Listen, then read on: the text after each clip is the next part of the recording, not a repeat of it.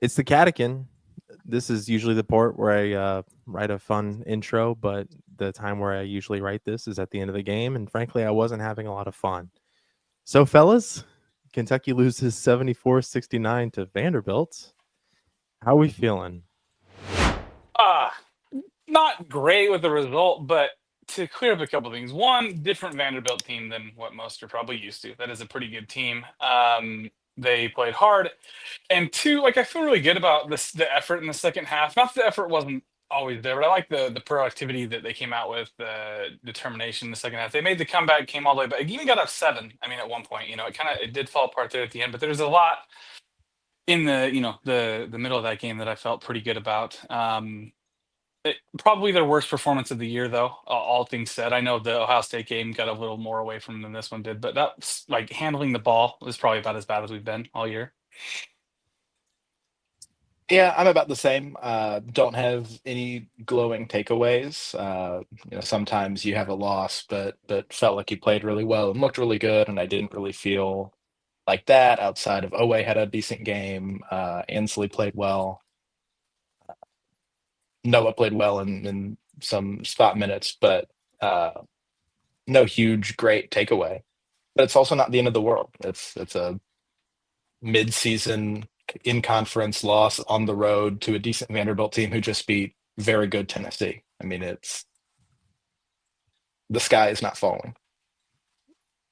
I might be a bit more down on it than you guys, even though I think Vanderbilt probably is a tournament team. Going down 14 at the half, especially during the last few minutes there, where we seemed to fall apart and let Vandy put their foot on the gas more, and then to fight all the way back and be up seven, and then kind of let it slip away again is a little discouraging. I'm not willing to write off the team because I don't think every game is a microcosm for the season. But yeah, one of the more moments where I've been down on the team this season. This and probably Ohio State. I Get mean, I well think this is soon, a Andrew game. Carr. Get Yeah, well for soon. sure. Andrew Carr being a big deal, and I think in a game like this, where obviously Lamont gave it what he had, but I think Kerr would have been a big help there. Having Kerr Kriisa back, I don't know what his timeline is, or there's talk of medical red shirts and stuff. I don't really know much of that to really get into it, but I would assume if that's what he's going to apply for, we wouldn't see him the rest of the year. If that's how that would typically go, is you would get the year Yeah, back. So you wouldn't probably play the rest of the year. I don't think that's how this is going to go. And again, I'm not trying to dismiss it and say it's not, because at some point you have to like face reality, and you've lost four SEC games, right? They're 3-4 now, correct? In the SEC, or are they 3-3? I'm 3-3, right? Kentucky. The Georgia, Alabama, and I think this one. Yeah, three and yeah, three, not 3-4. Excuse me. You're 3-3, but you've got to start to pick up some of these road games at the Vanderbilts, at the Georgia. I mean, you got to get a couple of those.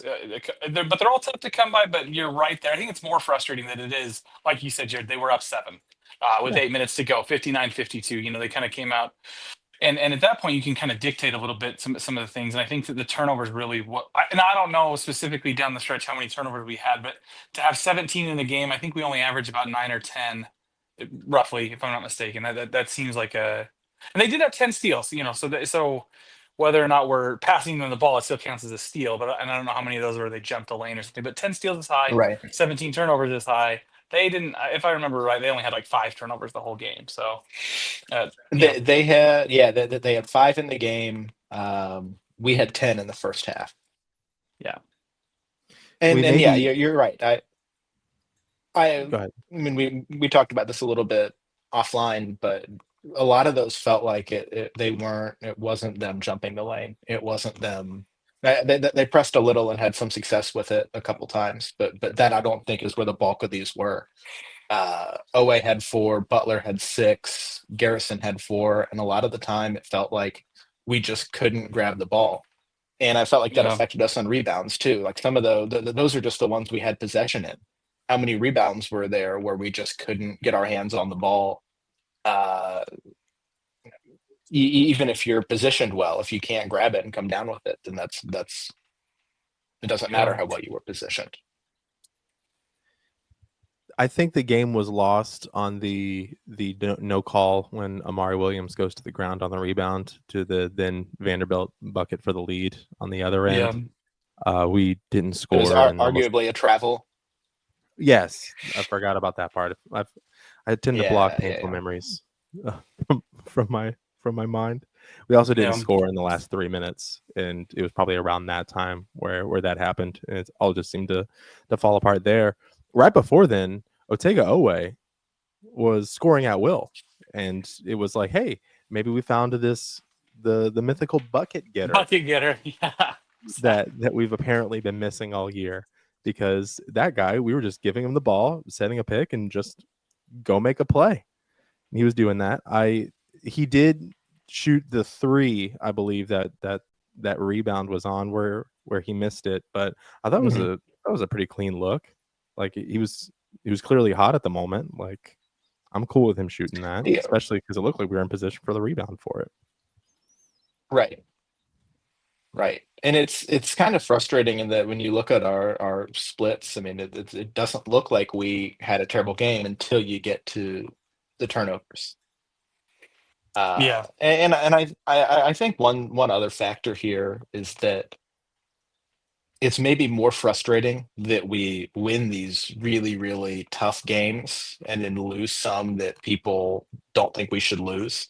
I mean, if the expectation was just, okay, you beat the teams you should beat, and maybe you lose Gonzaga, who at the time we Hmm. thought was better than they have sort of turned out to be. You They have lose the high end Florida talent. because Yeah. Florida's really good. You lose Duke because, but that isn't how the wins and losses have gone. And I think that to some extent that sort of sets people up to be really crushed when you lose these. But like I think people would accept the record. They're just unhappy with where those losses came. The Yeah, because Georgia, the Ohio State, the Vanderbilt. the way it's Because looking, with each of those you could trade for like a really, really good win. yes, because now because I mean it's almost February, so if you're thinking March, for every team in the tournament, we could beat any one of them on any given Hmm. night. But of the 68 teams that could be on there, it's possible we could lose conceivably to 40 of them, depending on which of them show up. So it's keep your head on a swivel, I guess. But we got to figure some stuff out, especially on defense, because Right. it's It's the not pick and looking roll great. defense Yeah. that's statistically really struggling. The both the roll man and the ball handler in pick and roll we're getting kind of diced up on a little bit. I think that they'll find some solution to that. I think that we'll have to obviously make some changes, and they will. But again, it is a frustrating one to not get because of 17 turnovers really, and they finished the game on we were up 69-68, and then they go on that 6-0 run to end the game, and that's the final. So that's frustrating too. And again, like you said, I think the expectations, it's almost kind of wonky because you'd rather have those high end wins realistically. It's just like, beating Clemson doesn't do nearly what beating Duke does for you.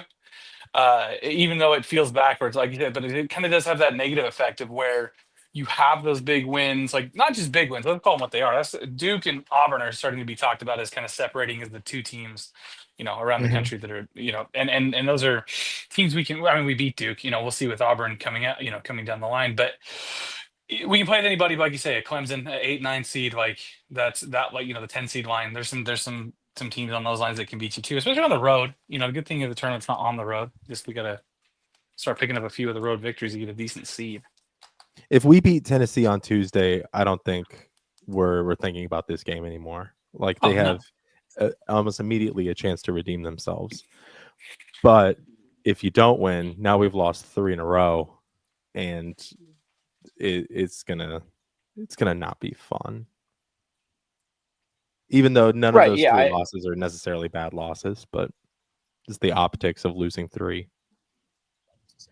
I think that's true. I also think that, I mean, I know I've talked about this before and we spoke about it a little bit offline, but you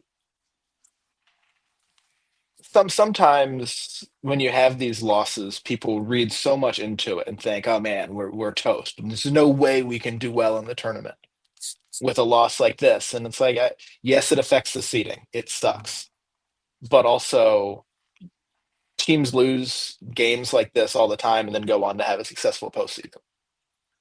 And I feel like people just assume, like, yeah, we're a team that can lose to Vanderbilt. There's no way we have success. But like that just isn't how it works. What do you guys think of the whistle? How about what whistle in the first half? That was one of the craziest things I've ever seen, dude. Like, I'll give them this. It was consistent. There was like 2 on us, 1 on them. But good lord, we've seen It's some games with 50 fouls called in the half this year. it's inconvenient timing for the narrative going into this one is like, okay, we've studied the whistle, this is how we're going to play it, and then they change up the way they call it. I met with the whistle. There is no whistle. Like that's wild. There was no whistle at all in that first half. And then the first 5 minutes, second half, doubled up the fouls we had in the first half. So they got a memo of some sort at the halftime. But I'm not asking for a lot, just consistency. Yeah, well, and I do like when they let them play. I mean, I appreciate that.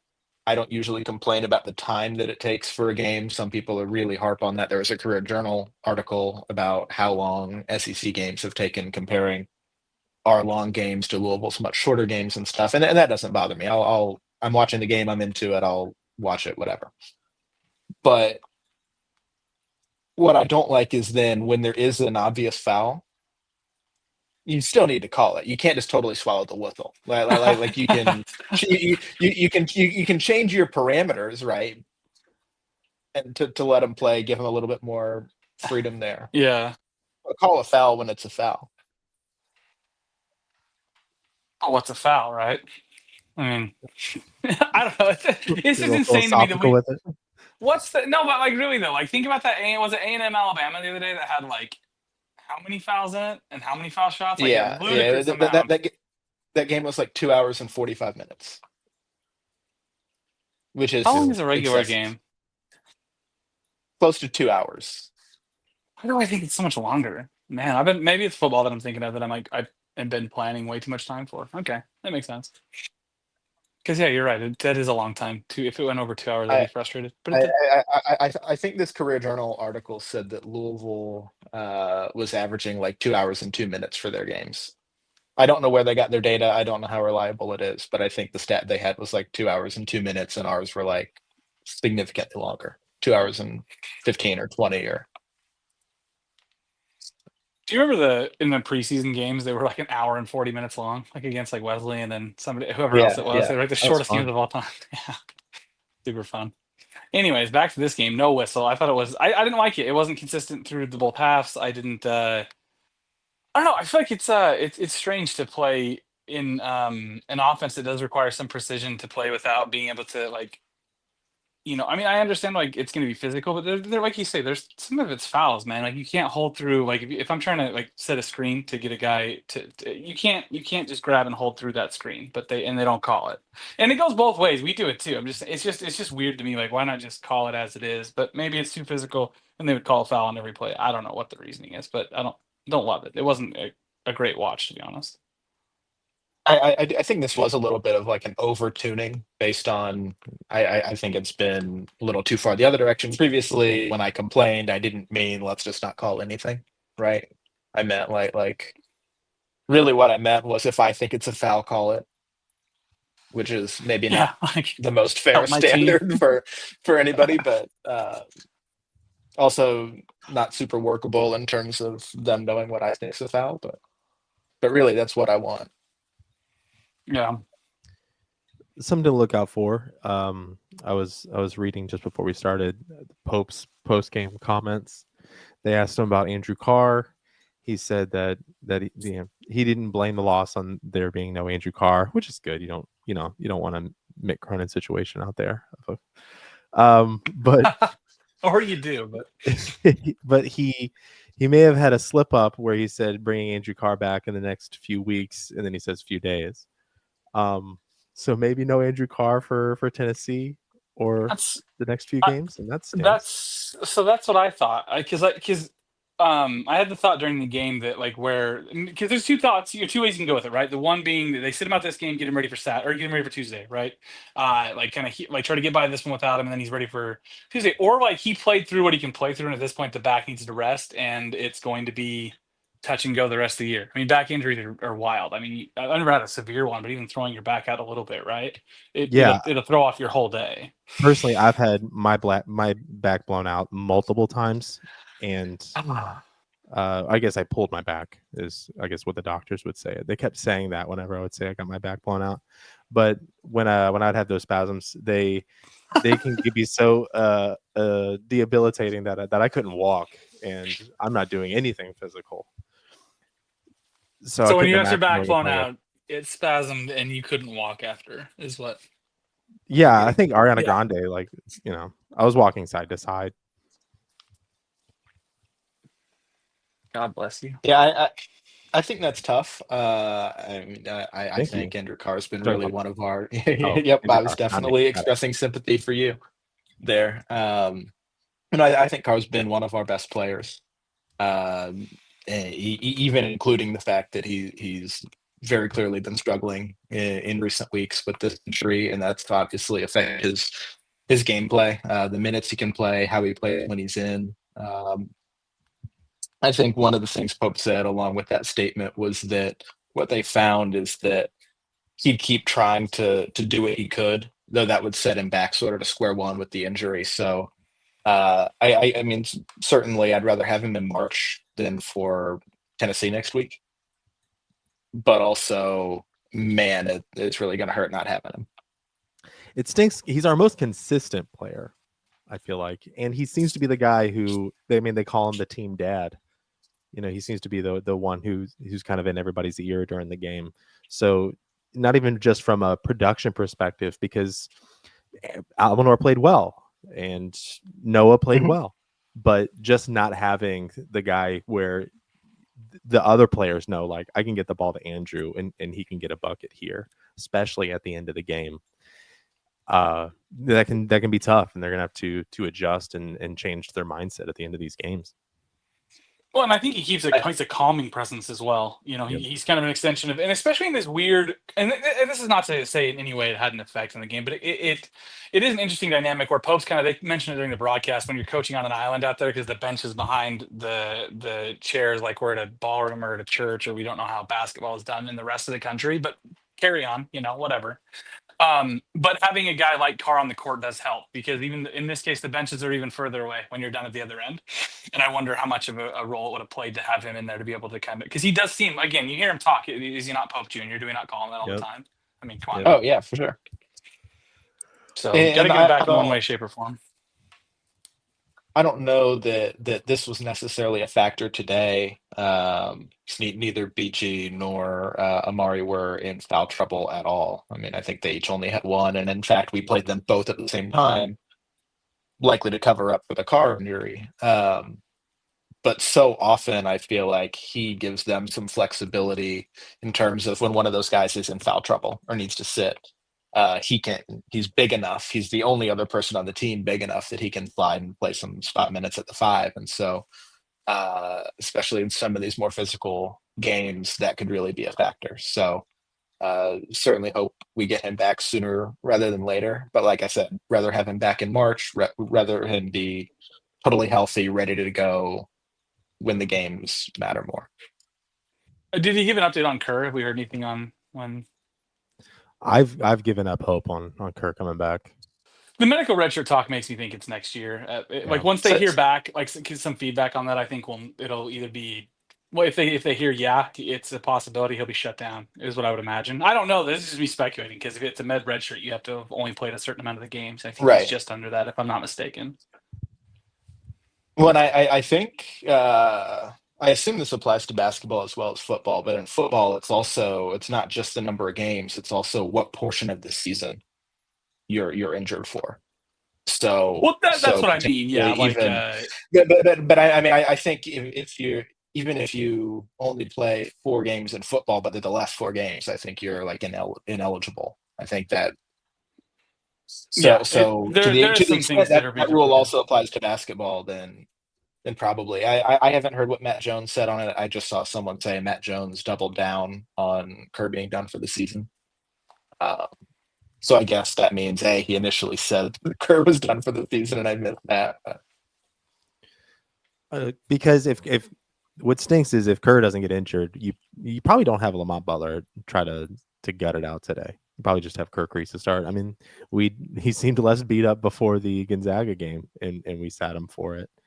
Do you think that this is the disadvantage of us recruiting these older transfer players is because their bodies aren't young anymore and they have these old brittle bones?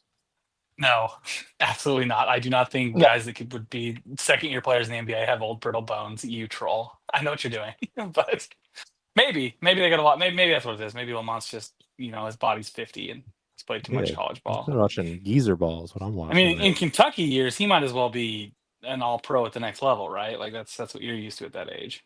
So I get it. He's on his second contract by now. yeah, you're right. Yeah,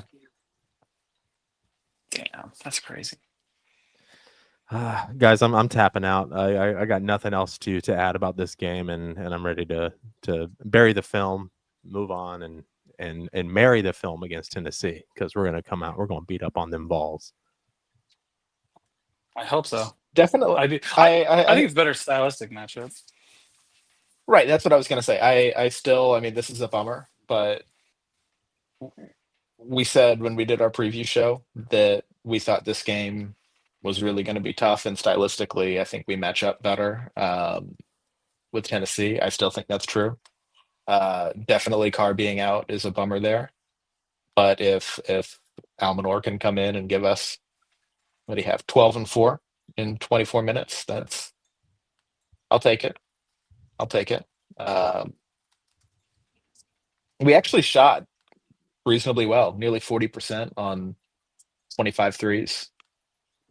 I mean, that's difficult to come away from this with a bunch of positives, but the run we went on to open the second half was good. It's just a shame that we were down so much at the end of the first.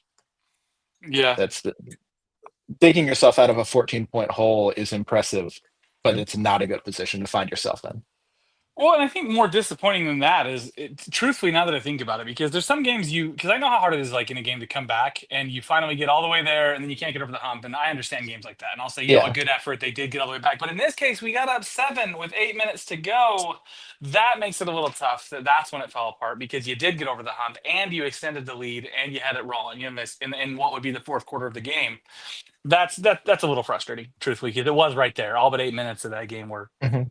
we had it there. So Sometimes, Yeah. those old cartoons when, and I don't mean to equate this team to a sinking ship, but that's what I'm inadvertently going to do.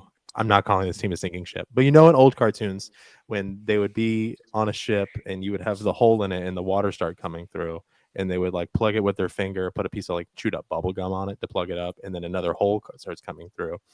That's what it feels like almost with the team because it's like, oh, the rebounding. It's like, okay, well, we'll fix that. And that wasn't the issue today. Oh, it's finishing around the rim. We plug that up. And then today we have 17, we have 17 turnovers. It's like, okay, well, there's another thing. it's basketball. It's always Yeah. stuff to fix, though. I mean, I get what you're saying, though, but because we do seem to correct really well, though. That's one part of that too. Yes. Like you do get the finger in the hole, as it were, right? Always To do. plug, right? And sometimes two. And another one will pop up, but at least it's not typically the same one.